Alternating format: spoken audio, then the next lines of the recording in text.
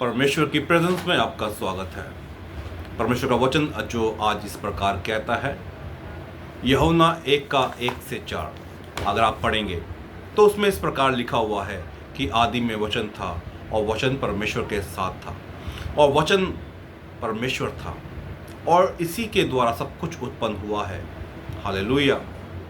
आप इस वचन को दोबारा से इसे रीड करें अच्छे तरीके से।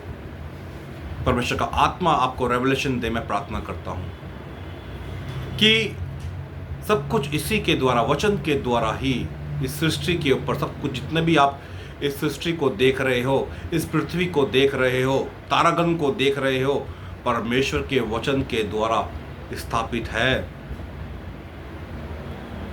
हालेलुया। जब हम बाइबल को देखेंगे तो यीशु मसीह जब परीक्षाओं में पड़े थे, वो भी परमेश्वर के वचन के द्वारा ही बाहर आए थे उस परीक्षा में से। क्योंकि शैतान ने कहा था कि इन पत्थरों को बोल कि ये रोटियां बन जाएं।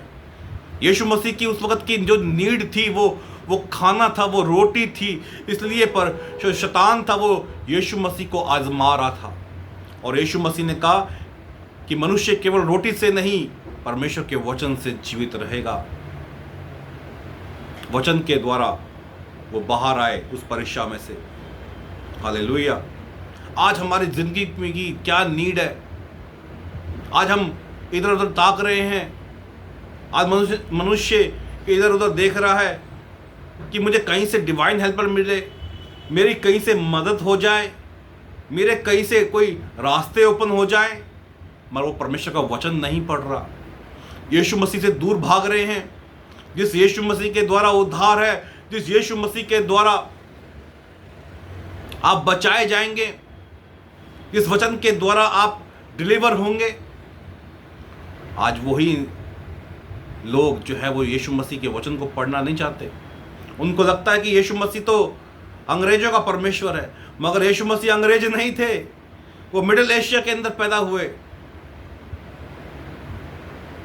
और जैसे जैसे समय बीतता गया, सरहदें बनती गईं।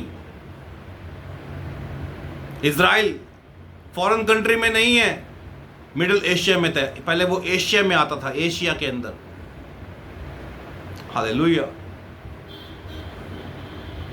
तो हमें अपनी जिंदगी के अंदर ज़्यादा से ज़्यादा वचन को पढ़ना है। हम बिना पढ़े किसी के बारे में बोल नहीं सकते। आपको पहले नॉलेज होनी चाहिए परमेश्वर के वचन की, तभी आप सवाल करें। इसलिए हमें अपनी जिंदगी के अंदर ज़्यादा से ज़्यादा वचन को पढ़ना है, क्योंकि आपकी प्रॉब्लम का सॉल्यूशन परमेश्वर के वचन में है मेरे अजीजों। अगर आप अपनी जिंदगी में छुटकारा पाना चाहते हैं, परमेश्वर का वचन आपको हेल्प करेगा। आप ऊंचा होना चाहते हैं, परमेश्वर का वचन आपको हेल्प करेगा। मेरी बातों पे मत जाना, परमेश्वर के वचन को पढ़ना, वो आपके लिए उत्तम मार्ग निकालेगा। मैं कुछ भी नहीं हूं, मैं सिर्फ परमेश्वर का वचन आपके साथ में बांट रहा हूं।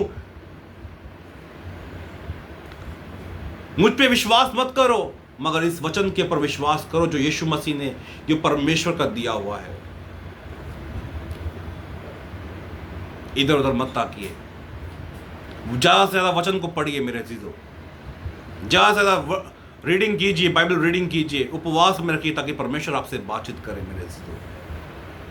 और अब मेरा विश्वास है कि आप डिलीवर होंगे, आप आज़ाद होंगे, छुटकारे को पाएंगे यीशु मसीह के सामर्थ्य नाम में। आमीन।